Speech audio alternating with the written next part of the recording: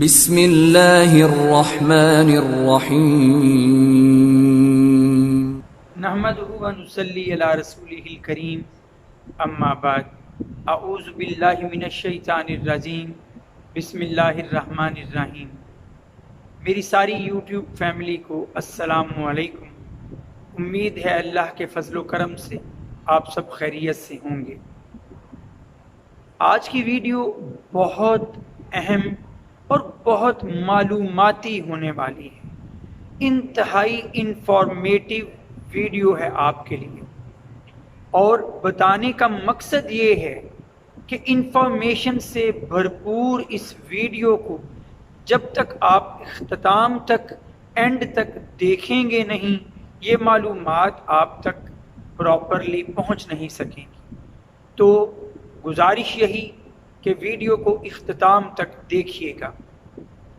آج کی ویڈیو کو میں کیوں معلوماتی کہہ رہا ہوں، اس کے پیچھے ایک وجہ ہے کہ ہم جب کسی کو اسلام کی تعلیمات دیتے ہیں، اسلام کی معلومات دیتے ہیں، تو ایک بات ہمارے ذہن میں ضرور آتی ہے کہ اسلام ہو یا کوئی اور مذہب ہو یا کوئی اور مضمون ہو، تعلیم دینے کے لیے ہمیشہ کوئی ایک مرکز ہوا کرتا ہے، ہمیشہ ایک تعلیمی درسگاہ ہوا کرتی ہے، یا کم از کم کوئی تعلیمی مرکز ایسا ہوا کرتا ہے جو اس تعلیم کو پہنچانے کا ذریعہ بنا۔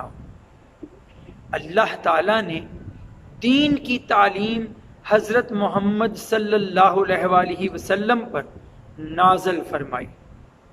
شریعت محمدی صلی اللہ علیہ وآلہ وسلم جیسے جیسے نبی کریم صلی اللہ علیہ وآلہ وسلم پر نازل ہوتی گئی، نبی کریم صلی اللہ علیہ وآلہ وسلم نے اس کی دعوت و تبلیغ کا بندوبست فرمایا۔ اس کے لیے کبھی حضرت ابو بکر رضی اللہ تعالی عنہ کے گھر کا انتخاب ہوا، کبھی حضرت عمر فاروق رضی اللہ تعالی عنہ کی بہن جو ابتدائی دور میں اسلام سے فیضیاب ہو چکی تھی، فاطمہ بنت خطاب، ان کے گھر کا انتخاب ہوا۔ لیکن دینی تعلیمات کو پراپر، دینی تعلیمات کو صحیح معنوں میں تعلیم دینے کے لیے جس گھر کا انتخاب نبی کریم صلی اللہ علیہ وآلہ وسلم نے سب سے پہلے فرمایا، وہ ہے حضرت ارقم رضی اللہ تعالی عنہ کا گھر، جسے عام الفاظ میں ہم دار ارقم کہتے ہیں۔ کوہ صفا کے قریب ایک تنگ سی گلی میں موجود یہ گھر، جسے اسلام کی پہلی درسگاہ، اسلام کی پہلی جامع، اسلام کی پہلے تعلیمی مرکز ہونے کا مقام حاصل ہے۔ یہی وہ مقام ہے جہاں مسلمان اکٹھے ہوتے اور اپنی ابتدائی دنوں میں اجتماعی طور پر عبادت کرتے تھے۔ یہی اسلام کی تعلیمات کو پھیلانے کا پہلا مرکز بنا، اس لیے اسے دار السلام بھی اور دار الاسلام بھی کہا گیا۔ اتنا ہی نہیں، یہی وہ گھر ہے جہاں نبی کریم صلی اللہ علیہ وآلہ وسلم نے یہ دعا فرمائی تھی کہ اے اللہ، عمر بن حشام یعنی ابو جہل اور عمر بن خطاب یعنی عمر فاروق رضی اللہ تعالی عنہ، ان دونوں میں سے اے اللہ جو تجھے پسند ہے اس کے ذریعے اسلام کو قوت بخش، اور اللہ نے آپ کی دعا قبول فرمائی۔ تو اسلام کا پہلا مرکز ہونے کا شرف، اسلام کی پہلی تعلیمی درسگاہ ہونے کا شرف، اسلام کا پہلا بنیادی دعوت و تبلیغ کا مرکز ہونے کا شرف دار ارقم کو حاصل ہے۔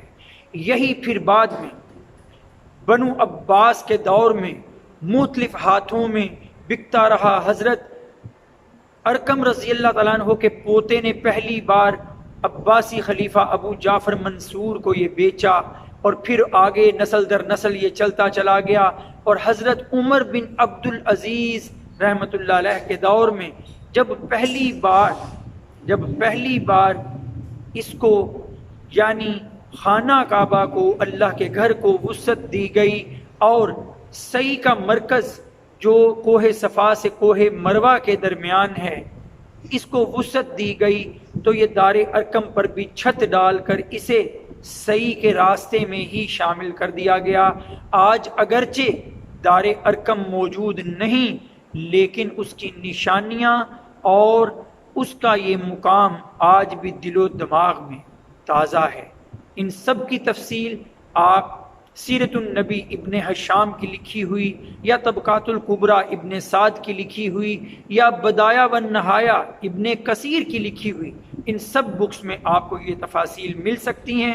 وآخر دعوانا ان الحمد للہ رب العالمین۔ السلام علیکم۔